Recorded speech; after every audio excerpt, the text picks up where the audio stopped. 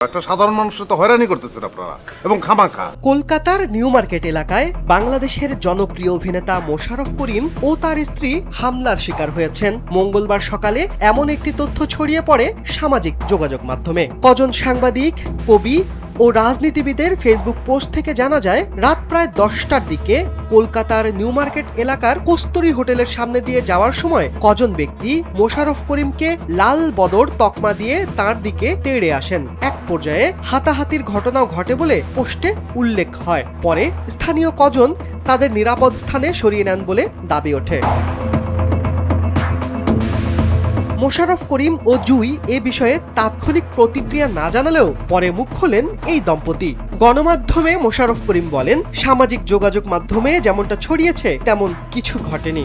গুঞ্জনে কান না দেওয়ার আহ্বান জানিয়ে এই অভিনেতা বলেন, ফেসবুকে নানা কথাই রং চড়িয়ে ছড়ানো হয়, কিন্তু একটা সংবাদ লেখার মতো যতটুকু উপাদান প্রয়োজন ততটুকু এই ঘটনায় নেই। বলতে গেলে তেমন কিছুই ঘটেনি। অন্যদিকে অভিনেত্রী জুই গণমাধ্যমে জানান, তাদের সঙ্গে এমন কোনো ঘটনা ঘটেনি। তিনি বলেন, সামাজিক মাধ্যমে প্রচারিত হামলার খবরটি সত্য নয়। এই দম্পতি মুখ খোলার পর তাদের ভক্ত ও শুভাকাঙ্ক্ষীদের উদ্বেগ দূর হয়।